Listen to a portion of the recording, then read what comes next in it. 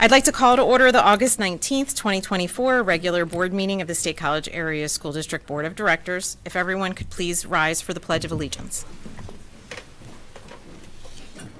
I pledge allegiance to the flag of the United States of America and to the republic for which it stands, one nation, under God, indivisible, with liberty and justice for all. Thank you. I'd like to welcome everyone joining us in person this evening and those who are viewing remotely. The board held an executive session prior to this meeting regarding personnel matters. Board members, with an agenda before you, are there any changes? Okay. I'd like to now call on the board secretary for a roll call of board members. Dr. Bader. Here. Dr. Anderson. Here. Ms. Brandt. Here. Dr. Buck. Here. Dr. Crevecore. Here. Dr. Demo. Here. Ms. Huff. Here. Mr. Colby. Here. Dr. Miller. Here. Thank you. We have one retirement recognition this evening. Karen Giornesto is retiring next May with 26 years in the district. In 1999, Karen began as a computer paraprofessional in the high school for a year. Since then, she's been in the IT services secretary. Director of Technology Justin Hetrick praised Karen for being an integral part of his department, saying, "As our office secretary, Karen has been the backbone of our daily operations, ensuring everything runs smoothly and efficiently. Her dedication, attention to detail, and unwavering support have been instrumental in our success. Karen's contributions go beyond her role. She has streamlined our administrative processes, fostered a positive and welcoming office environment, and always gone the extra mile to assist her colleagues. Her presence will be deeply missed by all of us. Karen, we are grateful for your hard work and commitment. While we are sad to see you go, we are excited for you as you embark on a new adventure." And I can confirm Karen is a very jovial employee. We enjoy seeing her smiling face in the office. And the board thanks her for her service and wishes her the best in retirement. Next up, we'll have a superintendent update from Mr. Johnson. Thank you, Amy. With the Grange Fair in full swing, I would like to recognize our 10 State High Little Lion FFA chapter members who have been showing their animals the past few days. They are Jenna Bilyeu, Katie Coopy, Jaylene Everhart, Addison Harpster, Clayton Landis, Cami Peachy, Katie Ripka, Madison Ripka, Grace Royer, and Kylie Simpson. These students work hard all year to prepare for the fair, and their commitment is impressive. We will share some of their results at a future meeting. So, thank you. Thank you, Mr. Johnson. We do not have any other student initiatives to share at this time this evening, so we'll move on to legislative update. Jackie, do you have any legislative matters to share? There's no update for this evening. Okay. Up next is Center Region Council of Governments Liaison Report. Gretchen or Peter, do you have anything to share? I do not. Okay. So now we have time for public comment. Each individual is traditionally allotted up to 3 minutes for items related to board business that are not a consent or action item this evening. For those items, a public comment will be held just prior to voting on that item. We ask that you state your name and where you reside in the district. I understand we have a particular individual here to make a comment this evening, and in that instance, I'd like to waive the rules this evening for that individual. I understand you have a prepared statement, and I'd like to give you stress-free time to share those thoughts with us, okay? And that's been accepted by the board, is my understanding, okay? So if not that you need to go first, but anyone who's here to make a public comment can approach the podium.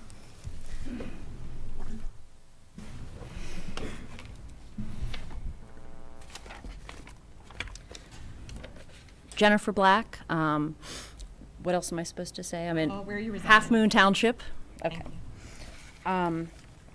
Good evening, and thank you for the opportunity to speak tonight.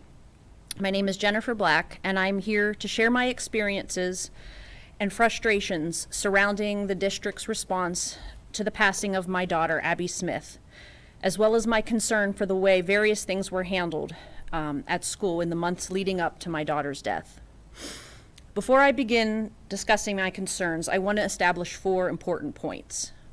1, I'm not here to point fingers or assign blame to any one person or group of people in regards to Abby's death. Mental illness is to blame for my daughter's passing. Number 2, I want to establish that my ideas and suggestions are much more than knee-jerk emotional responses to the passing of our daughter, although an emotional response is definitely warranted. I have reached out to numerous mental health professionals, consulted professors, classroom teachers, as well as students, and I'm extremely grateful for their input. In fact, many of the people I've consulted with and friends who are here to support me are here tonight to offer their support in what I have to say. Could you stand if you're here in honor? Okay. Thank you. I also have lived experience as a person who lives with clinical depression and as a parent of a high school student struggling with mental health currently. I can say from my experience with complete certainty that what our district currently offers students is not enough. It's not okay to tout providing an excellent educational experience to all students if you're not willing to make sure that all students can access these experiences. Currently, many can't access them due to extreme depression, anxiety, and there are not adequate supports in place for these students. Number 3, I want to establish that I'm an educator. I was a middle school classroom teacher for 6 years before my oldest child was born. My husband and I have always deferred to the teachers and schools, assuming that they were employing the best practices unless we saw otherwise. However, now that we see that there are areas with huge deficits and we have the benefit of hindsight, we're committed to making sure systems are in place to prevent any preventable tragedy and support students' mental health and well-being, while also making sure that they feel their concerns are being heard. We've experienced firsthand how both students and teachers must feel when reporting bullying or concerns and are being met with, "Trust us, we've got this." It is terrible to want so badly to make things better and yet feel so helpless to affect change. Number 4, the reason I am here is to make sure this doesn't happen again. I would not wish the pain of losing my daughter on my worst enemy. It is an indescribable feeling that I truly hope no one here has to endure. I understand that our district has spent many hours and dollars on programs already in place to encourage kindness and respect. We have assemblies and focus groups and positive behavioral intervention and supports, and yet that wasn't enough. Nothing that we were doing at home and nothing being done at school was enough. My kids slipped through the cracks, and that is not okay. We need to take a serious look at what we're doing as individual schools and as a district to make sure we're truly doing all we can to keep our kids safe. What I see are a few areas that are in definite need of improvement. First and foremost, communication. I understand that in times of crisis, wires often get crossed and miscommunications occur.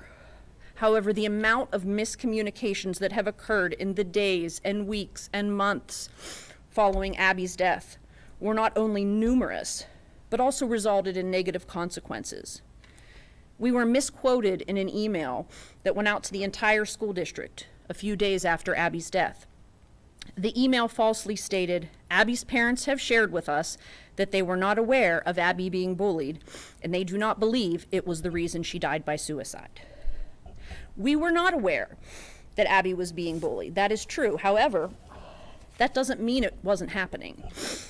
We had not ruled that out, and we still to this day don't know why she died by suicide.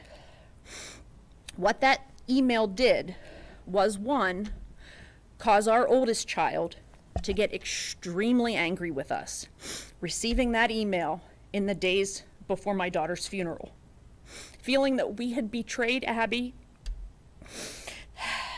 because my son had been made aware of bullying that was occurring after talking with some of Abby's friends. And my son, who has mental health issues that they've been dealing with, was now no longer speaking to us. in a time where it was absolutely crucial that we have that open communication.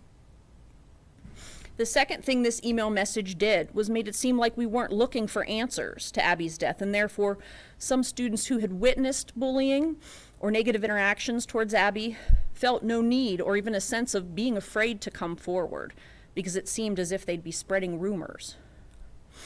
In order to set the record straight, my husband and I requested a follow-up email be sent out. While a request was granted, we were initially told that it would be preferable not to send an email right away, as we didn't want to reignite any animosity towards possible bullies. And we were asked if the email could just wait to be sent out at the end of the year. We really had to push to make sure that that statement was sent out in a timely manner so that concerns that students had could be addressed. We also feel that communication between parents and the school needs to be increased to include more updates about when students meet with counselors or school administrators. We were informed by Abby's guidance counselor that Abby and her friend had gone to the guidance office a few months before Abby's passing with concerns about Abby. We attempted to talk with her, but we were met with resistance. Her outside therapist appointment was still weeks away, and so we emailed the counselor asking that Abby be checked in on again. We were never notified if Abby ever did meet with anyone following that email. We were also never officially notified that teachers had gone to the counselors in the meantime with concerns about Abby.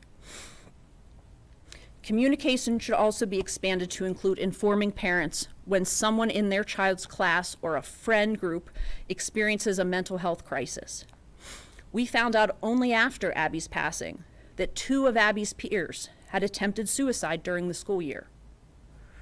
I understand that privacy is important, and it was privacy that was the reason given to us of why we were not notified. If we were able to use contact tracing to notify students who had been exposed to COVID-19 without jeopardizing privacy, we surely should be able to do something to warn parents of a mental health concern so that they can keep an eye out for signs. Abby did not display any of the typical suicide warning signs that we had noticed with our oldest child.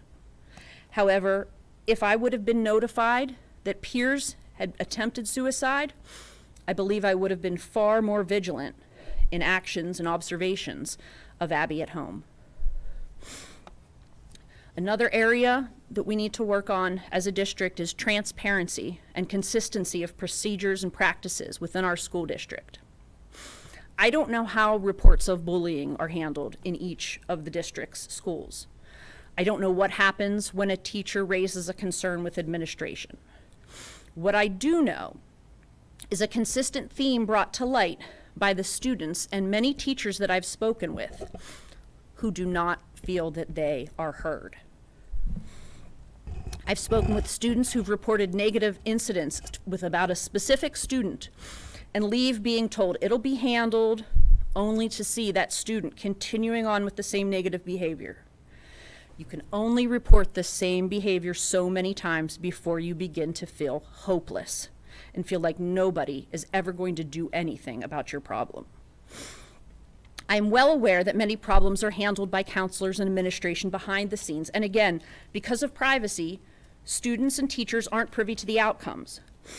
However, just because you can't be open about the about the details of the investigation, it doesn't mean you can't be transparent about the process and procedures involved in investigating an incident. In addition, a child or a teacher should be given updates where things are going in the process. If I'm waiting for a pizza at Domino's with no updates, I might be thinking that I went to the wrong location or they passed it off to a different person. But thanks to the app, I can see when my pizza is being prepared, when it's in the oven, when it's cooling down, and when it's coming out to me. I don't need to know any details about who's making my pizza. I don't need to know how many pepperoni slices are on the pizza, but I need to see that something is being done. Far too often, we expect students and teachers to trust the process and believe that this should be done, that they should trust the process and believe that what should be done is being done. If you're never updated on the progress of an issue, you can't ever fully be sure it's even being addressed. The third area in which I see significant needs is our response to students with significant mental health concerns. I've previously mentioned my oldest child and their struggles with mental health. My oldest has social anxiety in addition to depression. They are a very intelligent person and greatly enjoyed their in-person classes last year. However, every day we would pull up to the school and I would sit and watch them struggle to muster up the courage to walk into the classroom.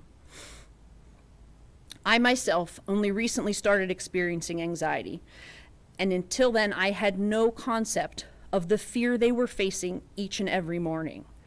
If you really want to go in there, just go in. I didn't understand. My child explained to me in a way that finally made me understand and said, imagine you want an ice cream cone. You really want an ice cream cone. You really wanted this ice cream cone all day long and you've been thinking about it. So you head on over to Dairy Queen and you are in line and you see somebody with an assault rifle. I looked at him confused. And I said, what are you talking about? He said, are you gonna go over there and get that ice cream cone? I said, no, I'm not getting the ice cream cone. I'm getting out of there. He said, that's exactly how I feel. Not that my son was concerned about gun violence, not that my son was concerned about being bullied or hurt, just that irrational feeling that something bad was going to happen. And I didn't fully understand that actually until Abby passed away, and I started having those same feelings of anxiety.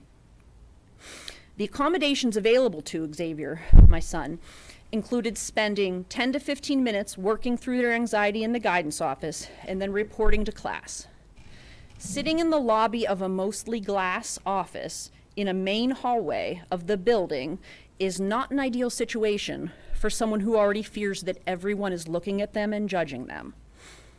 After multiple inpatient stays at psychiatric hospitals last year, the only way we could continue with school and still be in compliance with attendance laws was to move them to virtual academy. This was absolutely a last resort for us, as we knew asynchronous learning would not work well for Xavier. We felt their mental health would suffer even more as they would be isolated from peers. It did just that, and Xavier's mental health again declined and led to a third inpatient stay.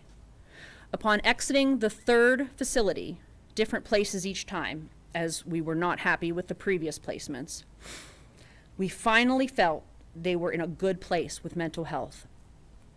I feel that had there been a partial outpatient program in the area, Xavier would have been able to succeed last year in their academic work as they worked through their mental health struggles.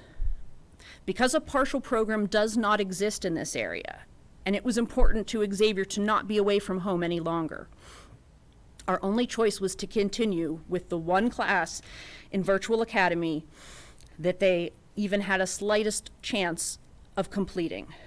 They had already missed so much coursework that it was only one class that they would be able to complete. After Abby's passing,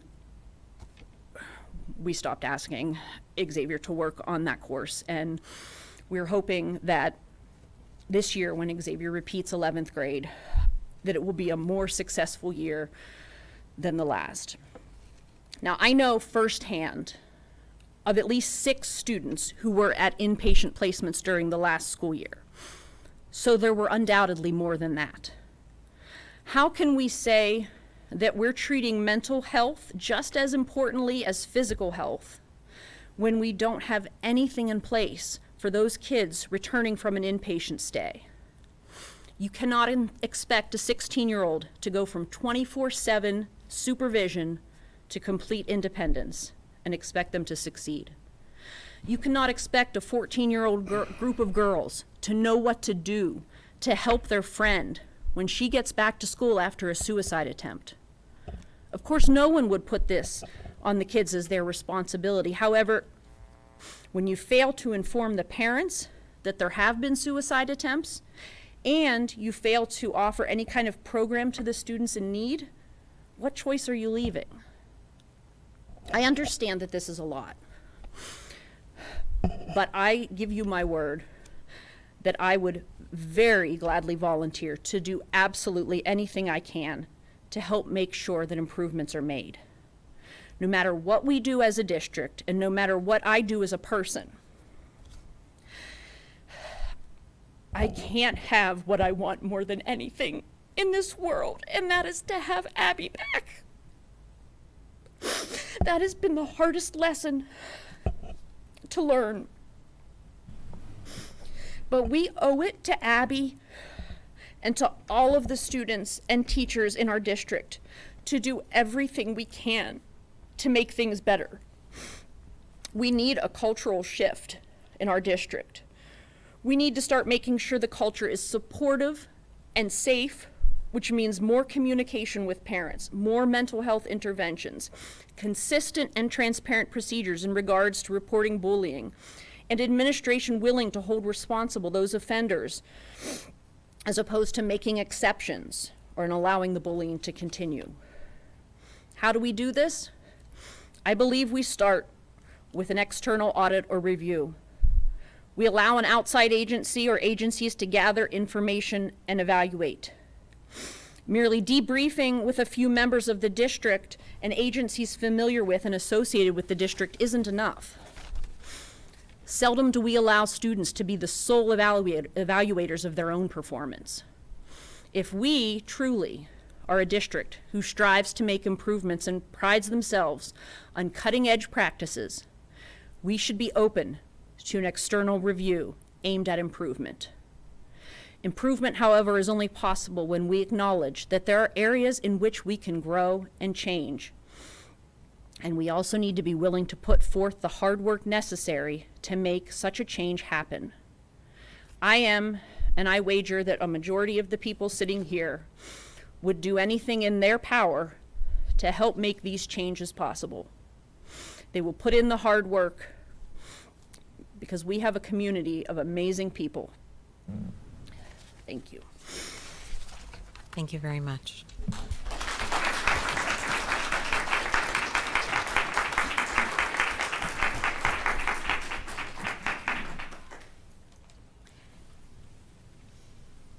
Do we have anyone else present in person who would like to make a public comment? Okay. Anyone online? Okay. If you'd like to make a public comment, just unmute yourself, please. Okay.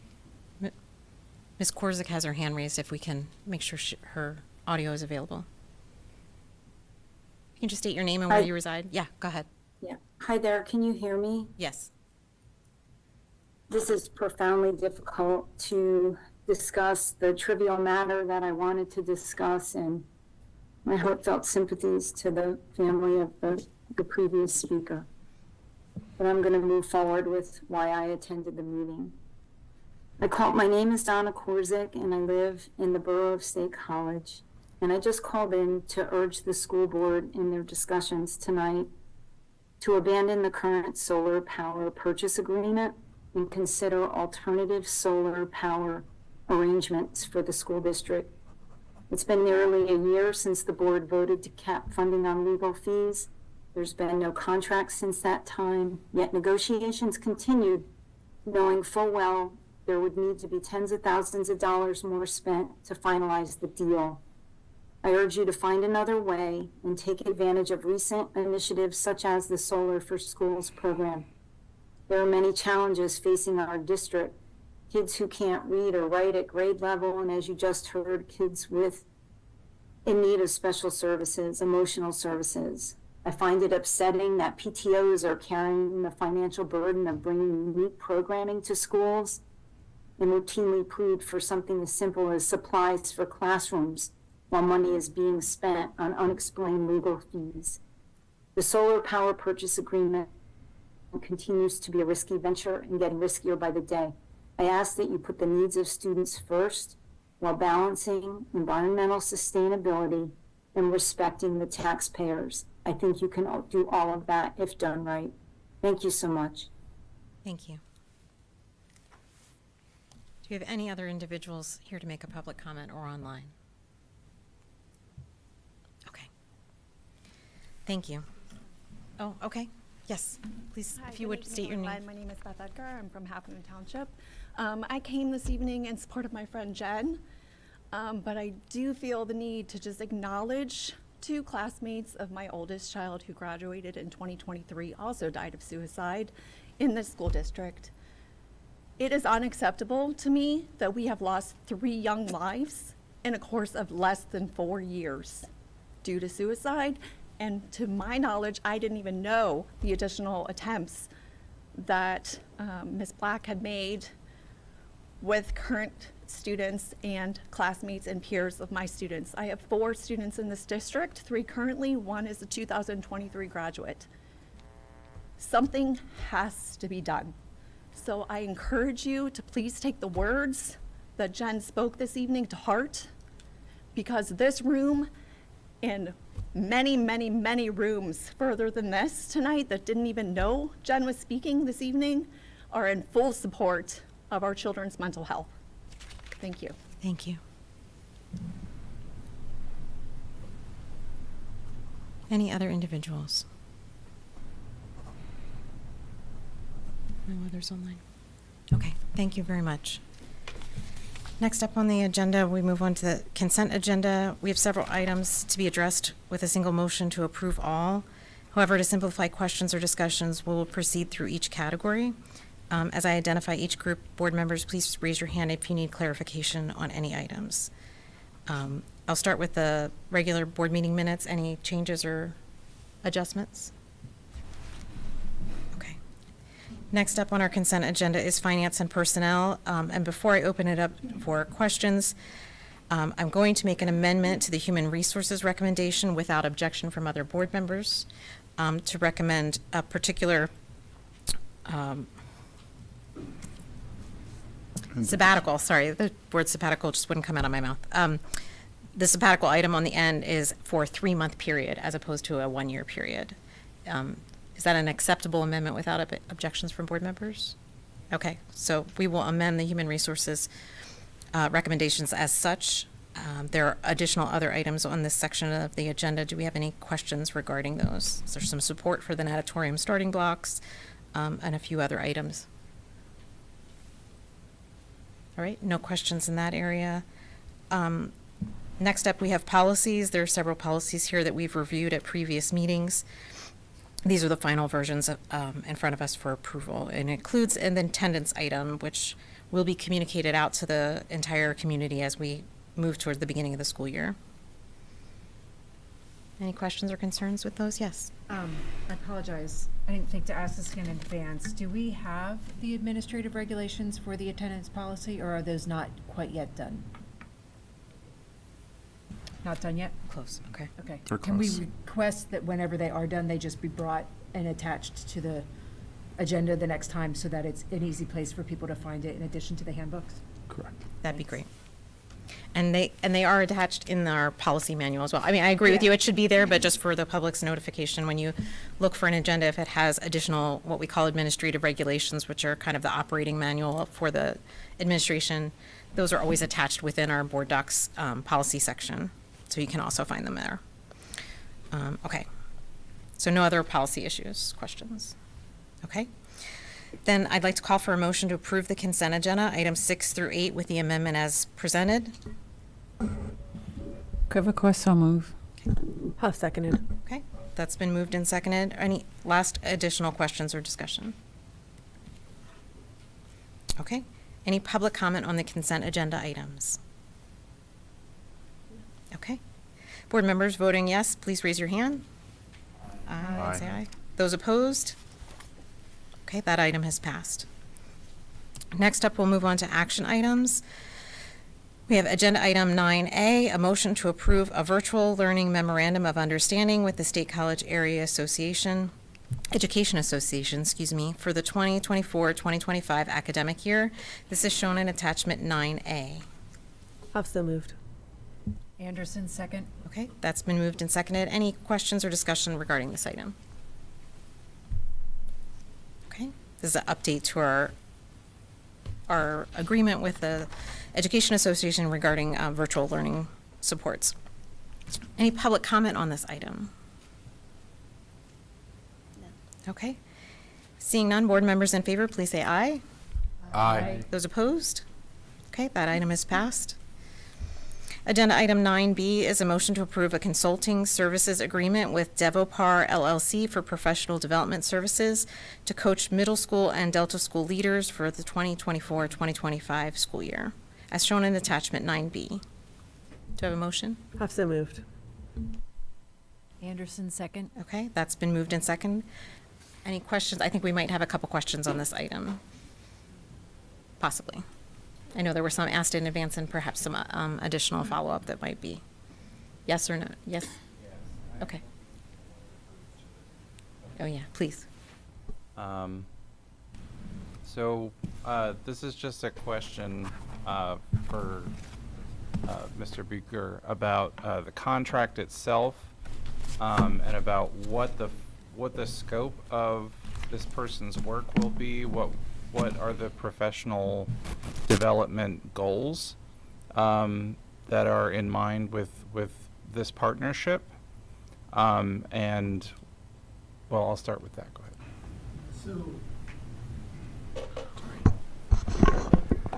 Yeah, the scope would be to identify growth areas. We anticipate data-driven decision-making and instructional leadership would be the focus of the work. Could I just kind of And I- piggyback? I just want to, these monthly meetings, like approximately how long do they last? Do we have an idea? I would anticipate over an hour. Okay. And there'll also be site visits as well. And I would say that we had conversations, me and Jonathan, with this provider, that it will be focused also on the comprehensive goals that we have in our comprehensive plan, focusing in those areas within their buildings, school buildings, so.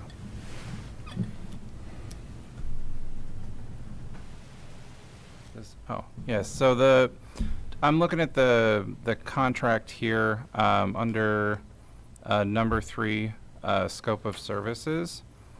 I'm wondering if we could clarify, particularly what the first point means, conduct an analysis across both Mount Nittany Middle School, across Mount Nittany Middle School, Park Forest Middle School, and Delta. Seeing that she has expertise in a wide range of educational knowledge and background, the word analysis, I feel, is really quite vague. And I'm just curious if we can update in the contract itself before we approve it, some language that specifies what that is an analysis of.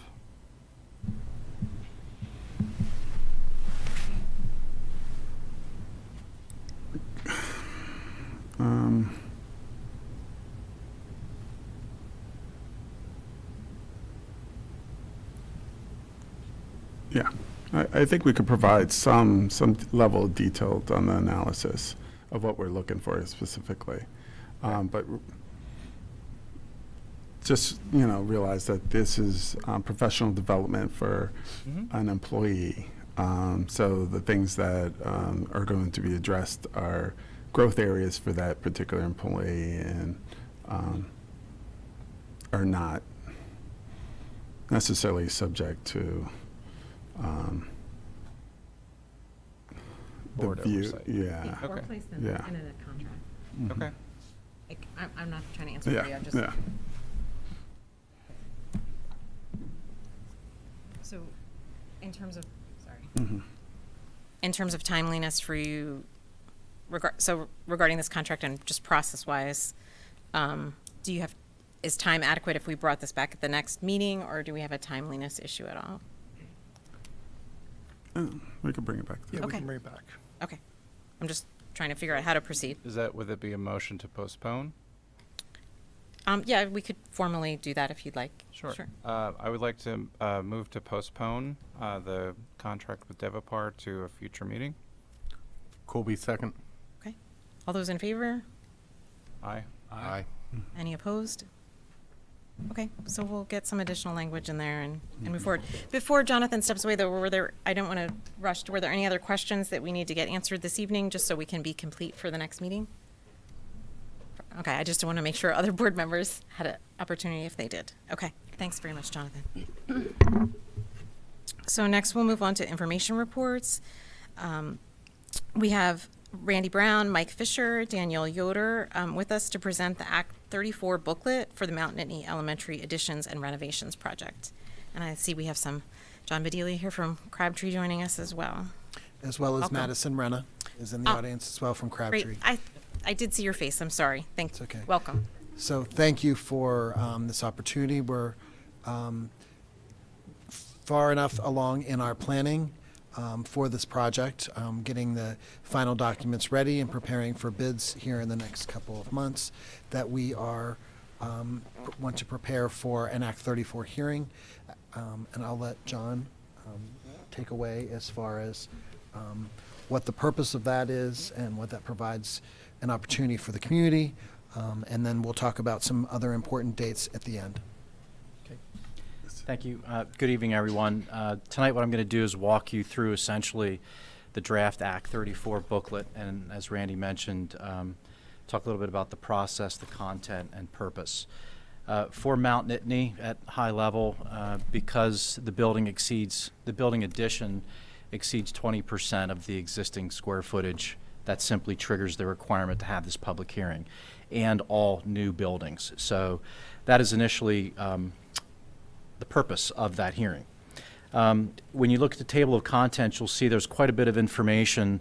Again, at high level, the purpose of the hearing is to disclose to the public the scope, the design, and the cost of the project and the details of the project. And you can see there's various elements of some of the Plan-Con documents that are required to be used in the booklet for the purpose of disclosing the cost and so forth. So if we continue on to the agenda, you'll see the introduction would be Mr. Edders, talk about the opening of the actual hearing, the legal procedure itself. Meeting will be transcribed.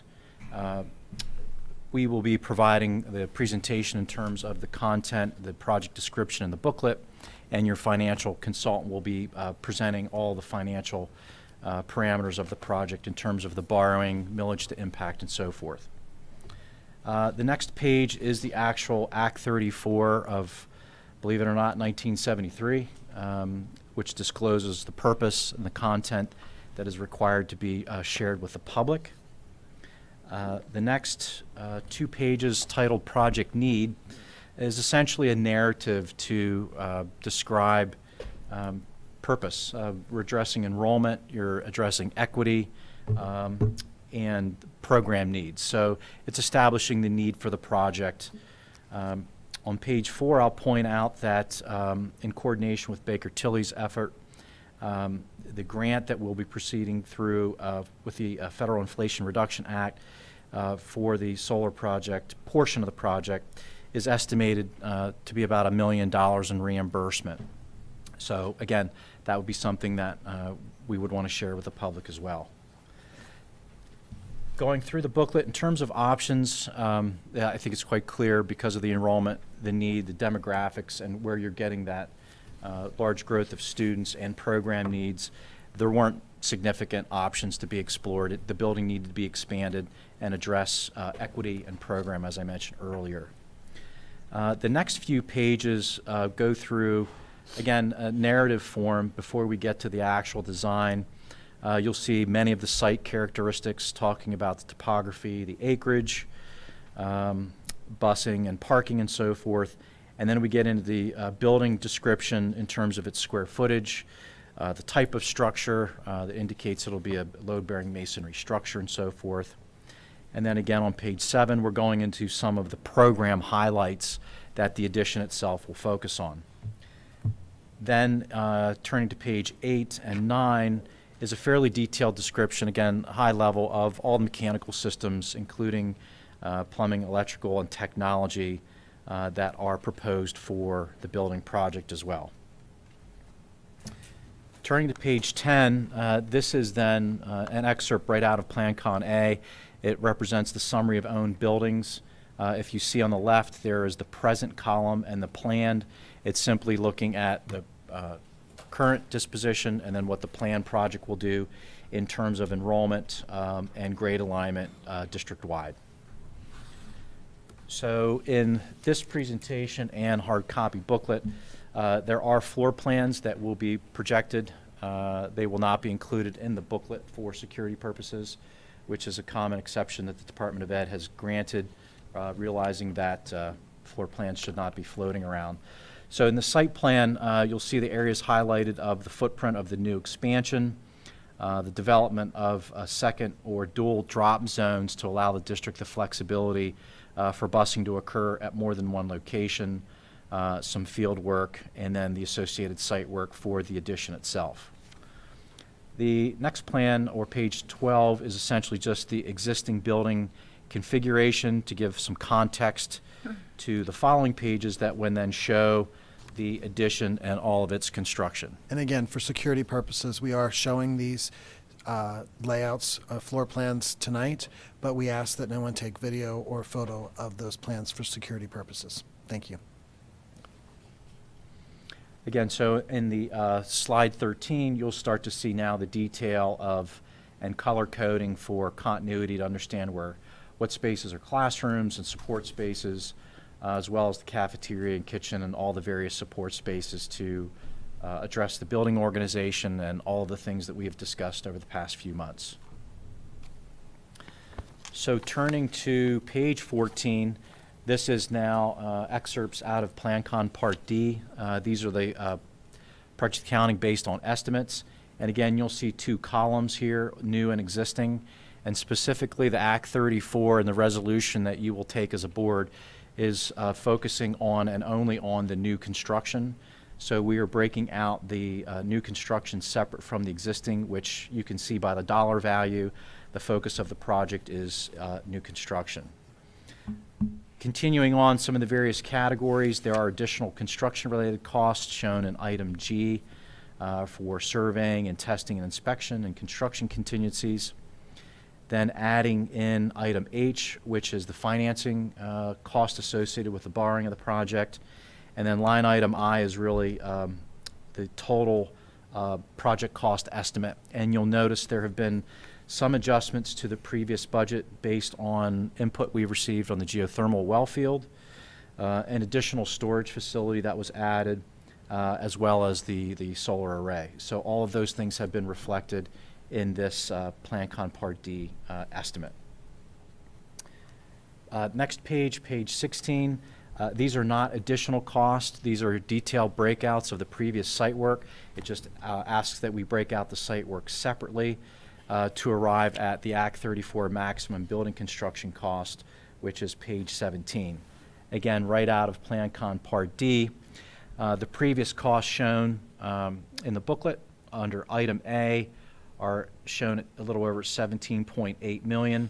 Then all of the site work, which I just pointed out, those costs are excluded to arrive at item C, which is the Act 34 maximum building construction cost. That's really the kind of the significance of this booklet and the hearing. That number is established at the $14.3 million number, but if you look to the bottom, the state allows an 8% increase before a second Act 34 hearing, but the board will be adopting line item C, not line item D. That's just in there for general purposes. The financial analysis and indirect costs are still being developed by the financial consultant, but they will disclose, and during the hearing they will be presenting in great detail all the impact of the financing, indirect cost, millage impact, and so forth for the entire borrowing of the project. The last few pages, this is the actual resolution on page 25 that shows a breakout of the previous cost and how they were arrived and what is included. So again, here you can see that maximum project cost is that 22.5, but the maximum building construction cost, again for new construction only, is that 14.3. So this is built to be the board's resolution and roll call vote when the booklet is formally adopted. The last page in the booklet is the sample advertisement that we have prepared. There are a couple of key dates to include, and that is the hearing must be advertised a minimum of 20 days prior to the actual hearing itself. Then we have the hearing notice and the booklet being available for that 20-day period that the public may come into the district administration office, ask to view the booklet, and could also leave any written comment or questions for the board, perhaps if someone could not be at the hearing or that they would like to have addressed. Other dates, you could submit comments up until September 9th prior to the hearing. And then once the hearing is conducted, there is a second window, which is a 30-day waiting period from the date of the actual hearing. Anyone that perhaps may not have attended the actual hearing itself could also submit written testimony to the district, which we will work with the administration and collect all that information, and that date is October 30th. So shortly after this, as Randy mentioned, then the project will be released for bidding, and we have the bid receipt, I believe, in early November or late October. But there's very specific dates within the Act 34 hearing itself, from the 20-day advertisement period, the actual conducting of the hearing, 30-day wait period where the board cannot take any action on the project. And then basically once that 30-day wait period is over, because the state is still in a moratorium, typically we would collect all that data, the transcription, and submit it to the Department of Ed, but we're now just to the districts to retain that information and show proof of that the hearing was conducted. So that's the Act 34 booklet in a nutshell. If there's any comments or questions, or if there's anything else you'd like to cover. No, you hit most of the dates. Right now, we're scheduled to receive bids and review them on November 18th with the board, and December 2nd, we're hoping to accept the project bids, with then negotiations and contract engagement later in December, but probably in early January. Okay. Great. Questions? Yeah. Deb? I have just one question that I think just something needs to be updated. On page 12 of the attachment, which is page, I think, 10, the summary of owned buildings and land, it has dates of construction and dates of renovation, and I don't think it's updated to include our recent elementary dates, because it has Spring Creek Elementary as 1968 as the last time it was done. And I don't even think Spring Creek existed in 1968. It was Sure. Hauserville, right? So that one, and then Radio Park as well. So just to check the dates. Both I don't have projects them that Jeff all. worked on, actually. So I'll point that out. Thank you. Anyway, Sure. Just check the dates. Coral Street was right, though. That's what I thought, but then I thought, why is the one right and the other aren't? So maybe just check them all. Yep, thank Yeah, you. of course. Thank you. Other questions? Anything to note in this document? Go ahead. Yeah, no, I think Randy I think you said, did he say September 2nd but mean December 2nd? December. I Okay, meant all right. December. I'm sorry. I'm not sure if my ears invented it or I just wanted to No idea. my brain on. Clarify. It's Okay. December. Great. Yes. Thank you. The only other comment that I will make is that for anyone in the community, we have begun work this summer. There's a play field between the two Mount Nittany buildings and this current Panorama Village building. We have done improvement site work there so that can be a competition field for our students. The sod was laid last week and we're now irrigating. It was very exciting and interesting to see. And that's because the laydown area will take off some of the play fields most closely located to the Mount Nittany building, and then they'll have to be remediated, of course, after the construction is completed. But then we'll still have that field that's been That is absolutely graded and correct. prepped as a That will give us full-fledged another playing field. additional playing field, yes. Yes, so it will be useful after the construction Correct. project is completed. I'm as tongue-tied as you were. Other questions? Okay, thanks very much for coming, John. Thank you. Sure. Thank you. Thanks, Madison. Next up, we have elementary playground project review. Randy, Mike, and Danielle are going to stick with us to share a little bit of that information. So I'll go ahead and get started real quick here. For those of you who remember when we opened the Coral Street, Spring Creek, and Radio Park all at the same time in the fall of 2019, we also commissioned a playground master plan, and those buildings received updated playgrounds, which were very new and different from what we had done in the past, because they had many different and sustainable features. Each of those sites have a mound that have different amenities associated with it. Radio Park and Coral Street are more closely related, whereas Spring Creek has a very long slide, and Mrs. Yoder and I were talking earlier today how that layout is just a little bit different. We've had to close the Radio Park and Coral Street mounds multiple times because of some maintenance issues there. And in talking with the site designers, we have come up with some remediation efforts. We could leave as is and continue to close off and on. We could remediate so that they would be more sustainable, but they're still going to have some maintenance issues. Or what our recommendation is for those two sites is that we would remove the mounds. We would keep any of the amenities that we can. And then once we reinstitute our master plan for playgrounds, which is hopefully during this upcoming school year, we would then search for ways to provide them with some new and different opportunities in that location. The reason that we're coming to you is not because we can't make a decision, but it's because it has a financial concern.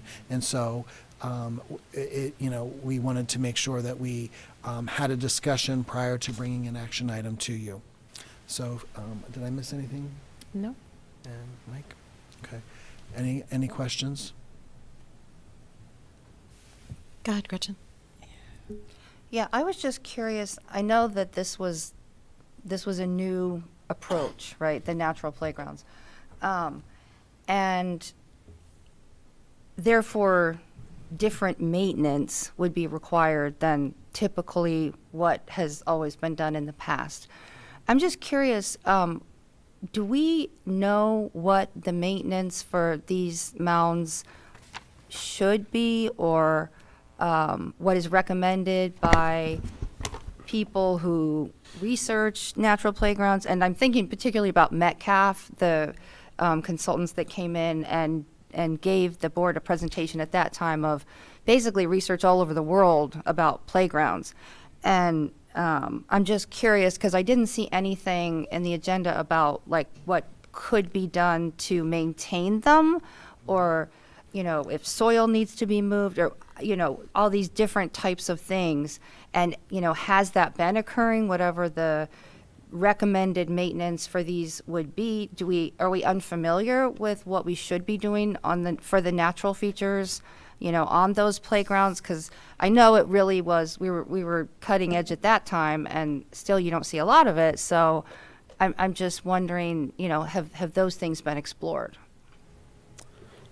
So this was going on over a year now. We went back to the designer and said, here's our issue. And basically the rest of the playgrounds aren't so much of an issue. It's really just the mounds, right? And the mounds most of them have stepping blocks for the kids to use, and it just turns out the kids don't use them. So they just run up and down the mounds, and it basically just wears the vegetation out, is what it amounts to.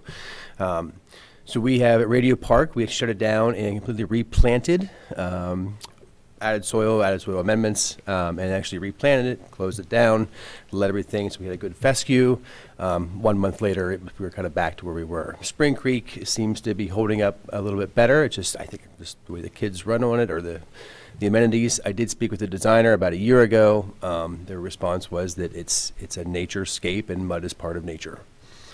So we've tried other things such as artificial turf as far as making a path to get up and down, and that has helped some. But going back to the installer itself, so we've spoken with both the design team and the installation team. And the installation team is basically saying if the kids aren't going to use the stepping blocks, it's going to wear, and it's going to erode. So I don't know if that answers your question, but we have done what has been recommended, or at least in talks with both design team and construction team on, remediation. So is it, tell me if I understand it correctly. So the designers are saying, well, the kids are using it differently than we anticipated, and that's Nope. what's causing this. They did not tell us that. That was basically the short answer that I gave you was from one of the answers. No, I that thought we've that's had. what you said, because they were, instead of going up the steps, they're going. Yes, we think that's basically what's going on. They are steps in place for the kids to use, And they're not just, using them. they're young kids, and there's a mound of dirt, and they run all over it, and it's Right. So, did the designers say like, oh, typically this is how, we recommend these be maintained? Or did they just say, well, we thought they were going to run up the steps, they're not doing it, so get rid of it? Yeah, I don't remember any specific remediation techniques that they gave us at the time. Again, this was a conversation we had with them over a year ago. The installer, and I think I put it in the memo, so the one thing we could look at is a poured-in-place system, where there are some parks around the area that have this. It's a poured rubber. It would be a impervious surface in this case, so we may have to go back to stormwater management as well, in that case, if we went that route. But if we wanted to maintain the mounds, the installer thinks that we can. It would just, it's a much higher expense, and that poured-in-place system does not come without maintenance items as well. Yeah, no, it's just interesting because I'm familiar with other natural playgrounds which have features like this that are much more heavily used, like in public parks, than this, and yet somehow it works for them, but it doesn't work for, maybe people use it in different ways. I don't know, but it's helpful, so thank you. Right. Carlene? Yes, so when this comes back to us as an action item, are you going to give us your recommendation on what you would, after doing research, what would be more cost-effective and better for the environment and everything else as the two proposals that you've listed here? Like, how will it come back to us as an action item? It will come back as a recommendation of one. Okay.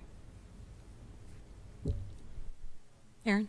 So I just had a question. This focuses specifically on the mounds, but those playgrounds have other natural features like the logs. And I had heard from at least one principal some concern about how the kids use those logs, and when there's ice, like they get really slippery. Is there the potential in the future that we may be looking at other kinds of remediation? Potentially. So the logs themselves, yes, at any time it rains, the logs do get slick, as any wood would with no bark on it. And what we're seeing over time now is the logs are checking, right? As the wood is drying out, the logs, they split, wood checks. So we keep a close eye on, splinter hazards, as this, so we're inspecting them, on a regular basis to make sure we don't have that. It's a carpenter bee house, for sure. It is, so we, and bees are another issue that we come across, but we deal with that on case-by-case basis. But it's really what we're seeing, though, is the checking of the logs is getting worse as the time goes on. So like I said, we're trying to minimize, risks to children as far as splinters, sharp edges, that kind of stuff.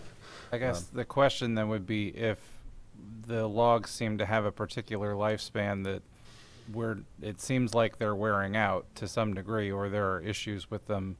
Are we potentially looking at a bigger renovation to those playgrounds that may involve the removal of the logs, or are we just focused on the mounds? Yeah, so right now we're just focused on the mountains. That's kind of the heartache throughout, at least mostly Coral Street and Radio Park. And like I said, the logs, it's natural wood, so rainfall and heat and winters, and that all affects it differently. And we'll just monitor as time goes on, and maybe you get 10, 20 years, and it's hard to say. It's not. Peter?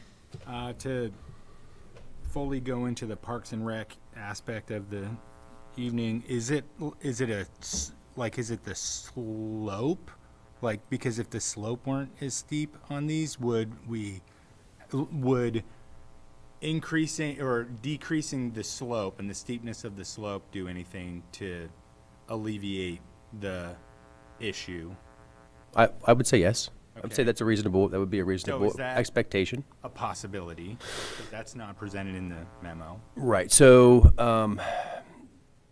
they're built with the features built in, so I think it's Radio Park, that has the slide, Spring Creek. Spring, Spring Creek has this slide. well, there's another one as well. Oh, is there? Yes. I'm sorry. In the pictures, you Maybe can it's see it. coral, yeah. The mounds get mixed up. But, so for example, the one with the slide, that slide is set to a certain height, in which case. And it's, Right. Right. So, we can certainly look at that. But I think as a general statement, I think that seems reasonable, right? Because, probably a lot of the degradation is happening when kids are sliding, they're trying to run up and their feet slip and it, digs it up a little and, so yeah, that's because I mean, a reasonable statement. There's bare patches right next to that, and if that's the Right. steepest part, is there a way to do that because, I mean, I'm not real keen on putting the rubber down on these features. That sounds expensive and all kinds of other things. But so if there is an alternative to that could play with the slope, thank you for agreeing to have a look at that. And my other thing is, so you say stinging insects. Like, which stinging insects are we talking about? There are bees. There are bees. I don't know I'm not sure what kind of bees off the top of my head, but, we've had many children stung. Carpenter bee is not going to sting. Right. No, carpenter bees are not. Right. I mean, Like if we're talking about like ground hornets or something. right. then We that- have had to treat for bees. We've had many kids stung Okay. that have, yes, All right. Thank you. not carpenter bees. Yeah. Deb? I know the memo mentions this, but just for the public who may have not read the memo, could you maybe just tell us how the principals at the affected buildings feel about the mounds? Like, do the principals want to get rid of the mounds? Do the principals want to save the mounds? I feel like the principals have the best finger on the pulse of the kids. Well, I hear from two, much less frequently than Mrs. Yoder does. But yes, Coral Street and Radio Park would like the mounds gone. Okay. I just think that's important for people to hear. At Spring Creek, there's been much less issues from a maintenance side, I believe from an injury side. But it's built differently.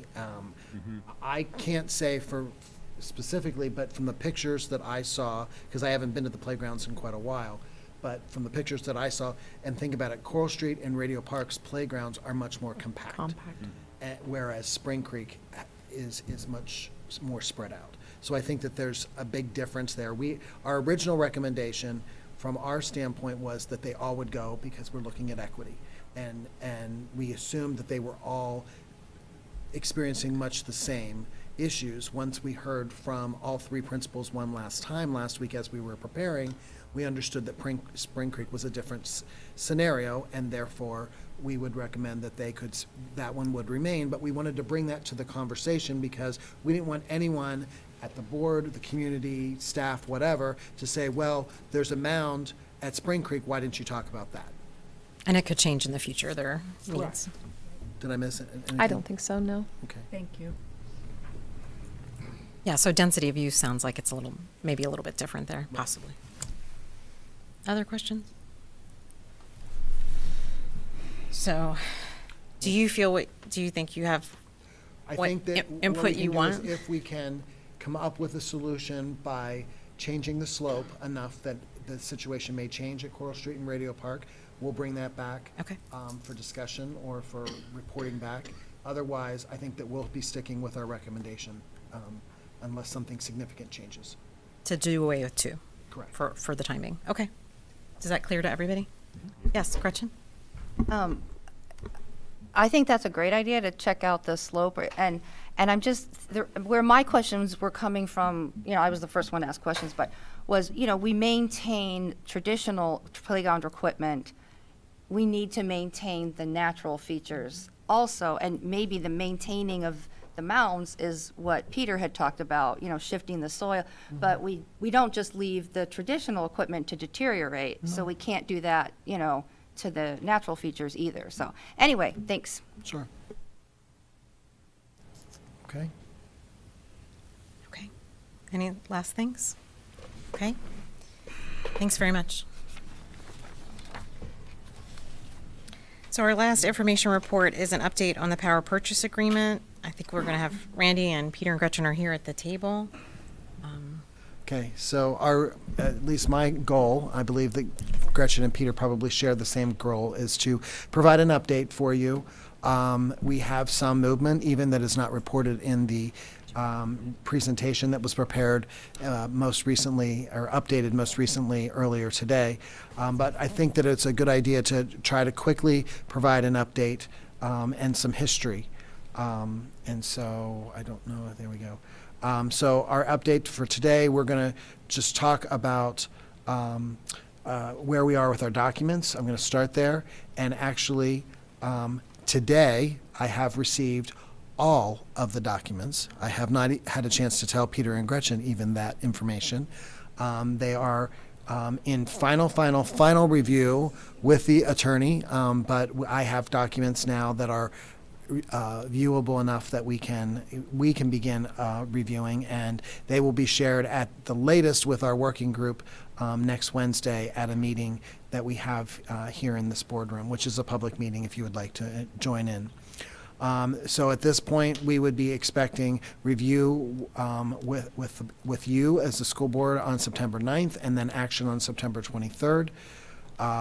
We want to summarize the process, discuss some legal services, and then talk about rates.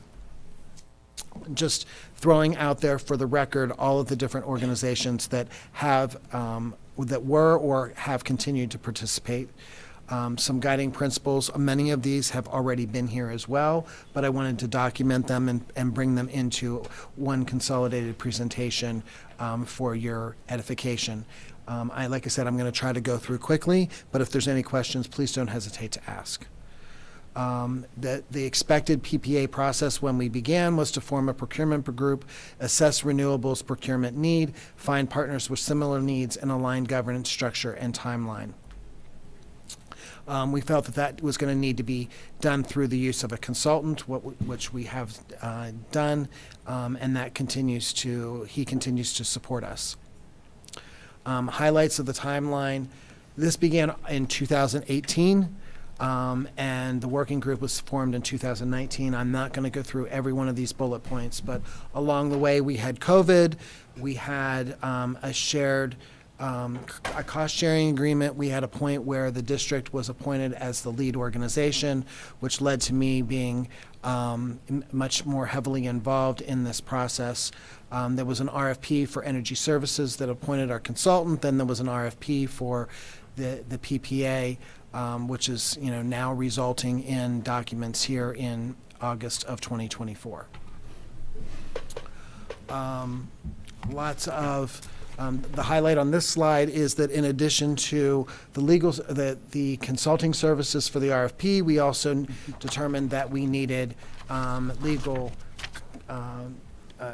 experience beyond all of our solicitors. And so over time, there's been a commitment of $165,000 for legal services. And yet now we are over or just under $198,000 that have also been incurred at this point in time. $153,000 of that are have not been committed, because we do have some commitments that have not been used in the payments that we've made. One of the things that I know that this has been very difficult for a lot of people to understand and to comprehend, but when we engage in certain transactions that require legal services, we don't usually set a cap. We usually engage with someone to do a job, and unfortunately, what we've learned in this process is that our partners in not the participating organizations, but the partners of the RFP had somewhat of a different expectation, even though they understood the RFP or applied for it, to what they would be bringing to the table than we had as far as what they would be bringing to the table as far as this documentation and this agreement. And that's led us to significantly more legal bills from our attorney. Another thing that happened in this time period is that each of the organizations needed to make a commitment of how much power they were going to be purchasing in this arrangement. And Randy, when we say our, we're talking about the working group's attorney. Correct. Just to clarify for the community, it's not necessarily this district's attorney. This is for the whole process for all the organizational entities. That is correct. So, and I have a summary that will break down our portion, meaning the district, versus our portion, the entire working group. It's tricky. Right. And so we did get draft documents in January, but they needed a lot more molding and editing. And so we've been continuing to work on that. There was some Q&A documents that were prepared that if you need access to those, I can help you find those. And then in February, there was we introduced the concept of needing ongoing management for this process, which our current consultant, Green Sky Development Group, is very interested in continuing to work with us if there is a PPA at the end of this process. So as of today, whenever I wrote this morning, it was very accurate that the P14 documents had been received. Now we have received, just late this afternoon, the direct energy documents. There is also the need for an MOU amongst all of the groups that move forward with a PPA. What that will do is that will document the work to date and then also set milestones for review as well as future action points. Not every organization throughout this process has been represented by the same individual, nor will that, and that will continue to be the same in the future. Peter? And I think something to note is that memorandum of understanding, Betsy Dupuy, who is the sort of group's government solicitor, has been very involved with that to make sure that that's been done correctly. That's correct. Right. And then if there's going to be an ongoing management consulting agreement, which I think many of us believe that will be very necessary because we don't have the expertise in any of our organizations, even collectively, to manage those resources, will be necessary, as well as authorization for additional legal expenses. And as I said, the next working group meeting is next Wednesday, August 28th, here in the Panorama Village building. Here's an update, summary of the consultant and legal costs. As I said, the consultant, they have billed the entire amount of just shy of $69,725 at $69,675. The district share was just under $30,200. Legal commitments that have been paid out of $125,887. And the district share of that is $53,251. Then there's been an additional legal bills incurred of $197,868. There's available to pay of those original commitments of $44,412. The district share of that would be $22,161. Incurred that has not been committed or paid is $153,456. $76,575 is the district share. And then there is potential reimbursement of $60,000, and our share would be about $27,000. So that leads to $258,456 as of this date is outstanding, or would be total legal, and just shy of $125,000 would be the district's portion. And then I did a grand total of consultant and legal fees there for you. Okay. So that's for the Green Sky consultant. The 155 it adds in when you said. Yes, Okay. when you add the 30,000 above, Okay. then add to the 125, that's where we get the 155. Yes. Okay. Yeah, and using an accounting term, these columns don't necessarily foot. And so I believe that if you want to get to the 258 in the total column, 258, 456, what you'll do is you'll take 165 plus 153 minus the 60. Gotcha. If there's any other accounting questions, I can surely answer those. Any other process questions, I'm sure Peter and Gretchen will be glad to help as well. I was just wondering, can you just, because you rattle off a bunch of numbers, so for somebody who's not a math person, the amount that we would need to approve, and I'm assuming, I don't know if that would be at the next meeting? Yeah, I don't have it on the agenda tonight, so Okay, yes. yeah, so if, I don't know if we know that, or basically, how much more do we need to approve? We would need, right now, we need to approve 197,868. Okay, okay. Yes. And I'm sure that that number will change slightly. Okay. The attorney does understand that some of that is at risk, Okay. meaning that it may not get approved by every organization to pay it. You know, I hope that you all know that I don't like to pay anything with district funds that I don't believe is necessary, but we would not be here today without these legal services. Yes. Yeah, so just for clarification, we need to authorize 197,000, but the actual district's portion of that is 76,000 that we will actually pay, but we have to approve the larger amount as part of the group. Am I making sense? No, I know what you're getting at, and I almost asked that question. I think it's the 76 plus the 22, correct? That we actually have to pay yet? It's Yes. that would be our portion of the remaining Right. fees. So for us, to come to approval to us will be those. No. No. I have you approving the grand total, Okay. and then we expect reimbursement from the other participating organizations. Because we're like the That's the financial process we. holder. Yes, because I can't pay the bill if I don't have approval to pay the entire amount.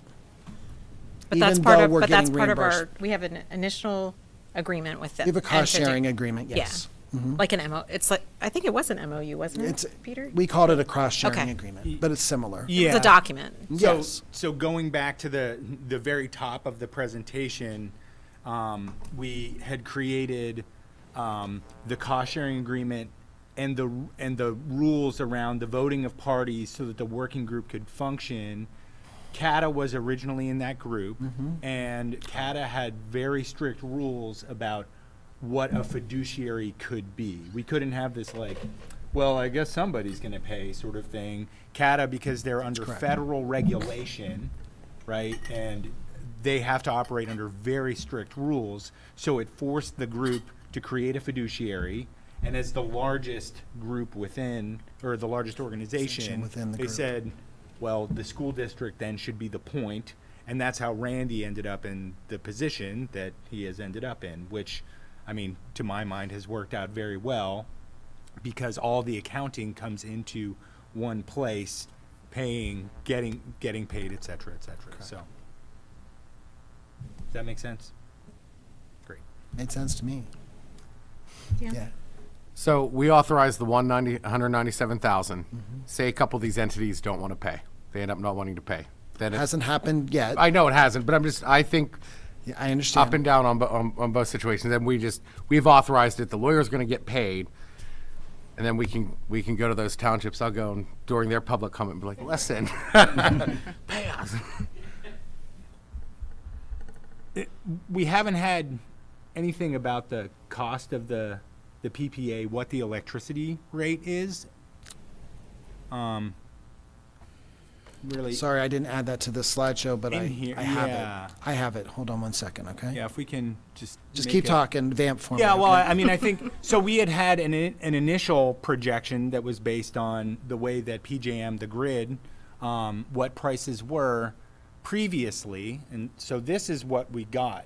But what's happened is that PJM recently held their capacity auction, and what that the capacity cost went up by 10. And what that means is that the grid, electricity from the grid, the price per kilowatt hour is going to very likely go up by 1 to 1.5 cents. The PPA avoids that.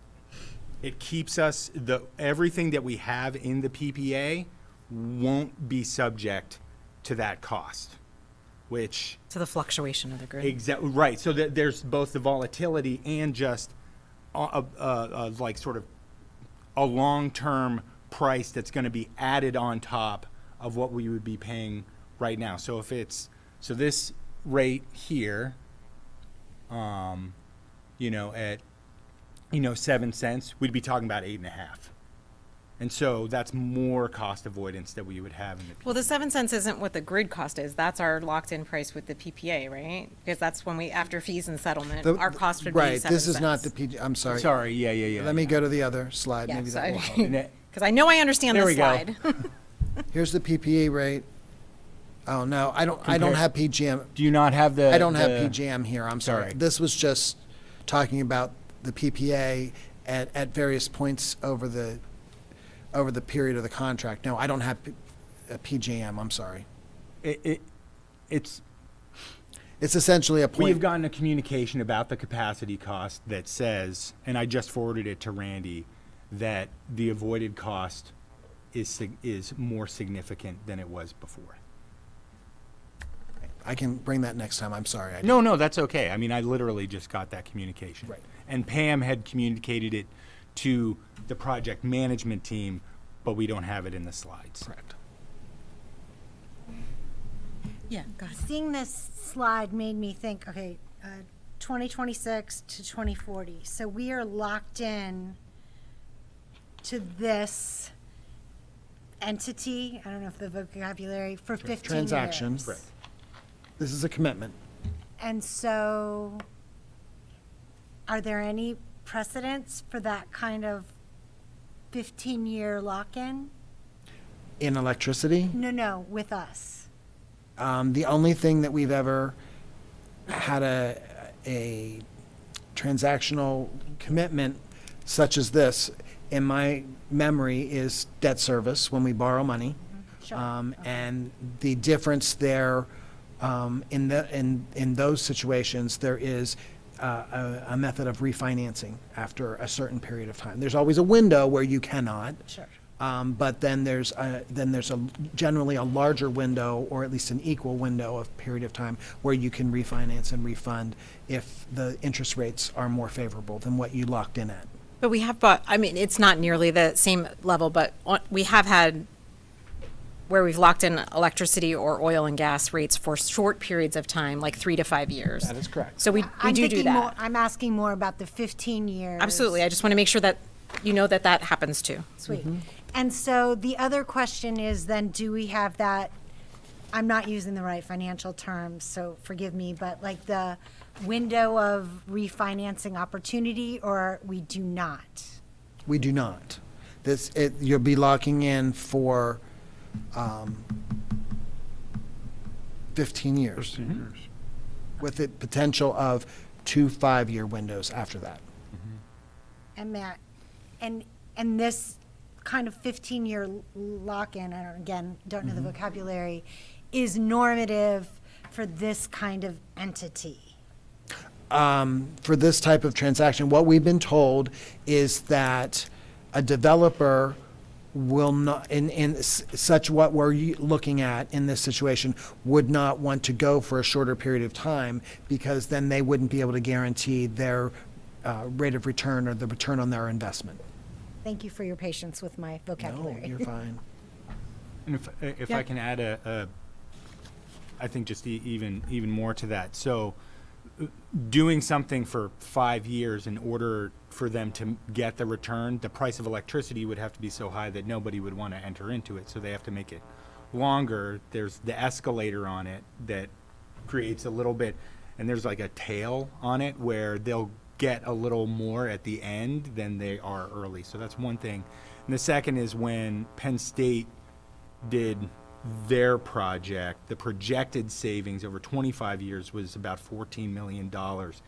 And because of what happened to electricity prices in years two and 3, there was vastly more savings than they had even anticipated. Now, that's not going to happen in every single project, right? But when I think about what had happened with Penn State, and I'm an employee there, and I'm not speaking for the university, just so that everybody knows, is that the capacity thing that I just alluded to, were we already in the PPA, we would be saying, oh my God, thank God we're not subject to that. So some portion of our electricity is going to be subject to that, but we'll avoid most of it. Does that make sense? Yeah, it's more just me trying to wrap my mind around Yeah. the length of time and what is normative and not for us versus Sure. that kind of transactional thing. So I think what I had hoped we might be able to look at tonight, and it's totally okay that we didn't. You had a lot going on, but I know we can't predict with confidence what PGM will be over an entire 15-year period. That's too long.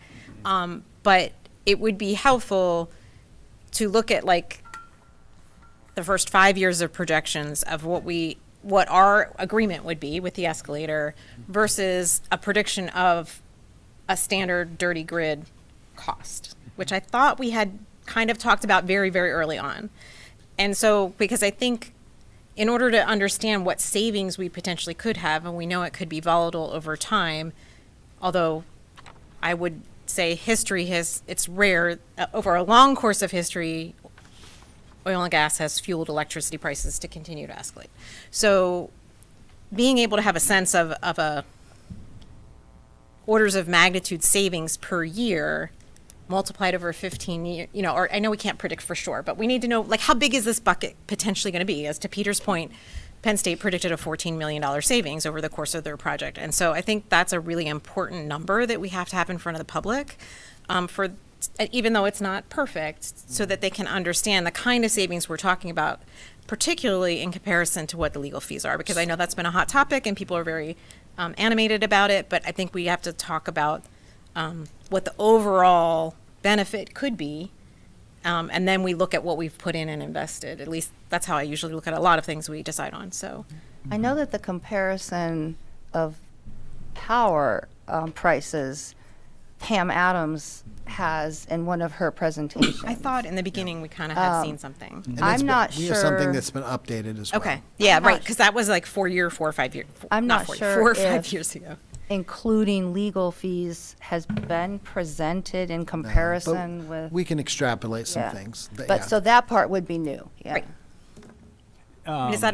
Would that be helpful to other people? It would be helpful to me. You're Yeah. going to change the topic. Okay. Okay, and then may I just say one thing? Yes. And it does connect to this. Just make sure that Thank you. that's cool with Amy too. So Yes, she's the one I'm who's done. Recognizing. Oh. We're negotiating who's We're- going to ask right. the next I question. understand. I'm done, so whoever you want. Yeah, we have had that before us, and I can see the little lines that track closely to each other. With the PPA lower, so we should definitely update that. And I think that getting a sense of the legal fees as in aggregate and the total cost of the project in aggregate spread out over 5 years. When I think about this as, the 300 and some odd $1,000 spread out over all of that time as a proportion of the aggregate budgets of the now 11 remaining organizations, you're talking about organizations with aggregated budgets of hundreds of millions of dollars. And so 300 and some odd $1,000 as a proportion of that is really very, very, very small. So if I could,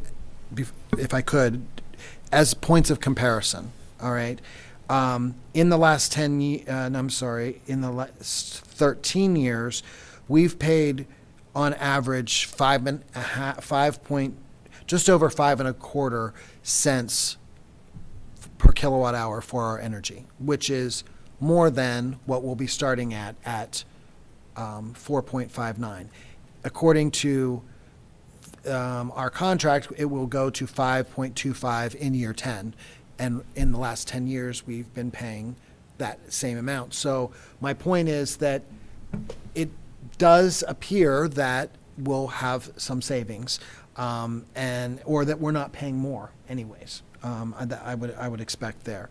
The other fact that I wanted to bring out is the fact that we have spent, it started in 2014, we were spending $787,000 in electricity. In 2024, fiscal 2024, we spent just shy of 1.4 million. So Can you say those years again? 2014 and 2024. So 10-year span, okay. 10-year span. So our energy usage, as well as the rate changes, have resulted in almost doubling our costs. But as a percentage of the budget, that is 0.5 to 0.7% of the budget. And again, we're also talking about not buying all of our electricity through this. We're looking at, through sustainable initiatives, using less energy through some remediation. We're looking at putting solar panels on some of our buildings. That's going to lead me to another statement, which is it would be very difficult to build enough solar arrays on our buildings and on our properties and still meet our educational needs to generate all of our own electricity. So some of the questions that I hear in society as well as our own community is, why aren't people building more and more solar panels? We would have to buy land to do that. To be equivalent to what this project will provide. Or even to just provide our own, our own power. So I think that that's something. The other thing is, except for the upfront costs of the consultant and the legal, there are no upfront capital costs necessary from the district. So some things that I want to reiterate that I believe have been said over time, but I think that they're very important points to bring out. Right. So currently, our investment in solar panels includes the high school, the 3 new elementaries. There's going to be a small couple panels on our new facilities plant building.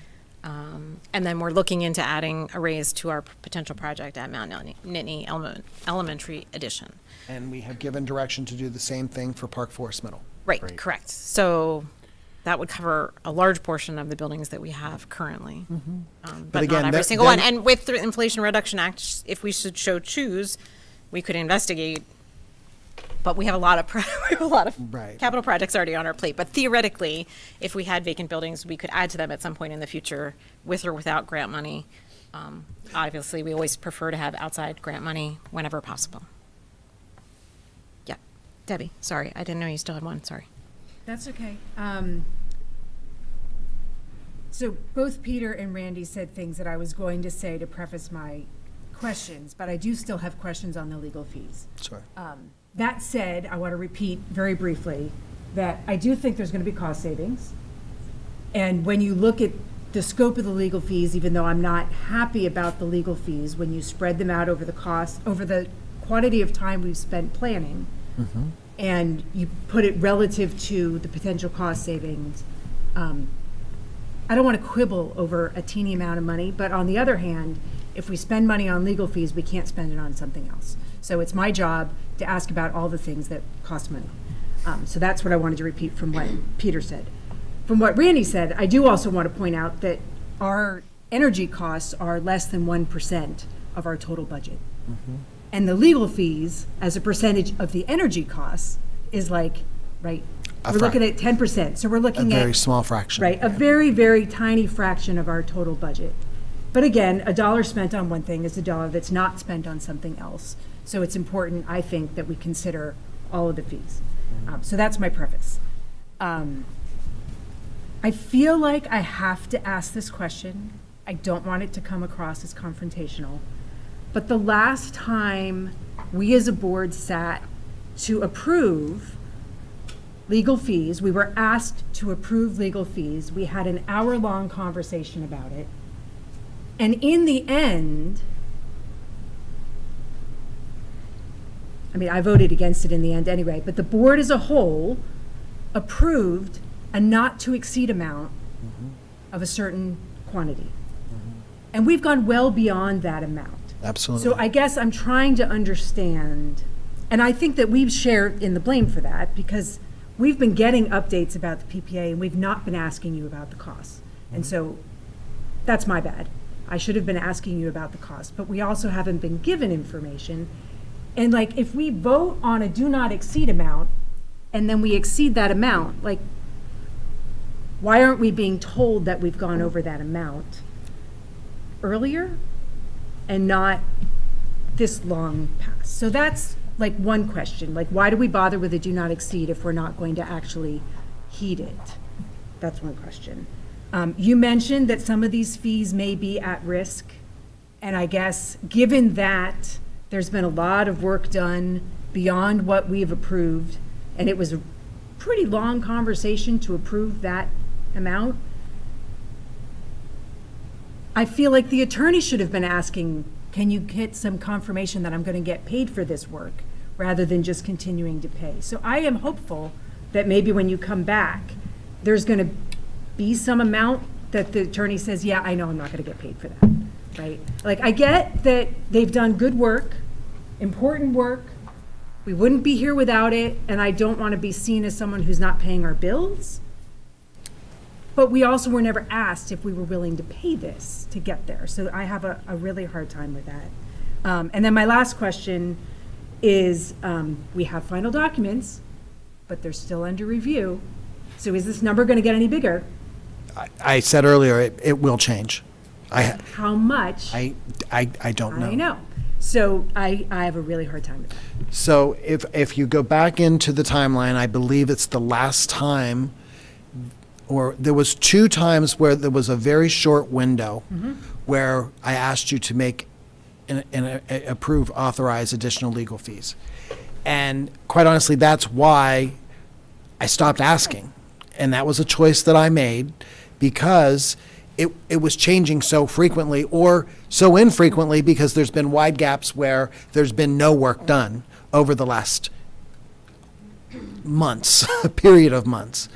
The attorney does know that there is at least $20,000 that he has committed that is at risk. He knows that there are additional dollars that could be at risk. And again, I am not trying to defend the attorney, but I don't think that the attorney has been to blame for the lengthening of the process and therefore the occurrence of additional required work. And when I asked Dr. Scott Etter to do work for us, I don't always know how much it's going to cost. And I appreciate that. I guess I'm just talking about process and procedure for the future. Understood. We're I hope I don't do this following a again. process where we were being asked to approve legal fees ongoing. Understood. And then we stopped being asked without having a conversation about that. That's correct. I get that we hire someone to do a job for us and we don't know how much it's going to cost to defend ourselves against a particular complaint, right? Like, that makes a lot of sense. But that's not how we'd been talking about it. So it's the change that feels like we need to have a better process. So we know going into it, we can't say, right? And that was a big, I mean, we probably talked about it for 20 minutes. You came to us and said, we don't know how much it's going to cost. And the lawyer said, we don't know how much it's going to cost. We imposed the do not exceed, right? Understood. Because I think there was some concern among the board at that time that if the cost got too high, we would pull the plug and stop. But we were never given the opportunity to pull the plug and stop. So I just feel like that needed to be said out loud for the purpose of the public. That said, we have documents. Thank goodness, finally. And so it's a lot easier to consider this cost now that we know that there's an end. Understood. Right? Like, I get it. It's a lot easier to talk about it now that we know it's kind of done. But it's really hard to think that we didn't have a conversation in the meantime. And again, I think that that's on us as well, because we didn't ask you for it. So, anyway, thanks. so I think all that is, I think well heard, and also has been represented in the project management team. And here we have these. There are kind of strings of issues, and strings of issues that, if you are not in energy services, are not going to be known to you, and some that even for the folks who are in energy services were not seen as something that was even going to happen, that incurred costs. And the example that I'll use is that there was a point in time when Direct Energy had said, I don't think we're going to take the title, and that you should take the title. And local governments in Pennsylvania are not going to take the title. I mean, the management of that is just, it really kind of can't happen. And so what had to be done, including talking with the Federal Energy Regulatory Commission, et cetera, that's a set of costs that really no one predicted, and had to be kind of negotiated out. And so we did incur costs for that. Do I like that? No, definitely not. It was really irritating, and I don't want to in any way. I think that the frustration that you have right now is something that we in the working group and the management team lived with pretty constantly. And I'll only speak for myself. I don't want to speak for Randy. I don't want to speak for Gretchen or anybody else. But with the performance at risk, it meant, well, that he might not be paid. That because if the product doesn't show up, then and that performance is at risk, agreed to at risk. The communication was from the lawyer to work at risk. That's on them. Now I do think where we are now, okay, we have them assuming that it works. Okay, payment is warranted, but had it not, it is uncomfortable. That's a point well taken. Yeah. And the only other thing that I'll add to that is that it was not our attorney that ever delayed. I don't want to be so extreme as ever, but it was not our attorney that said, you need to wait a week. And now the waiting a week didn't necessarily incur additional legal costs. That's not my point. But I'm talking about the delay, because this has been delayed way longer than it should have been. And couldn't some of the issues be that we're engaging in an opportunity or initiative that has never been done before, with so many different identities involved, that we never knew what we would foresee in this process. I think we're setting the stage for other school districts to engage in this process and provide them with the structures of the growing pains that we have gone through. It is unfortunate, and I wish we had 20/20 vision and could have the hindsight to bring this to the board in a more timely manner. So, Aaron looks like he wants to say Well, something. I was just going to say, I think just in speaking individually with a lot of other board members, I think we all had a similar concern to the point that Deb brought up. But I also wanted to say that after the fact, I felt very satisfied in the conversation that I had with Mr. Brown after the fact about why the process worked out this way. And I think Randy really expressed to me that he didn't like asking for money after the fact either. So I don't know that this is something that I anticipate us doing again in the future. But I appreciated the explanation. Thank you. If I can just really quickly, I think that what Mr. Johnson said is really important. That part of what this process has done is figure out a lot of pitfalls for organizations like ours, what is coming and what to look for and that's a transaction cost in time that we've also paid, you know, which is not insignificant, you know, and that, you know, leadership in any space comes with, you know, a certain cost too, and that this group, this school district, right, has led a process that is real leadership in my view, and I think that there's something to be said for that, and Randy's patience. Okay. Thank you. Any other thoughts or questions?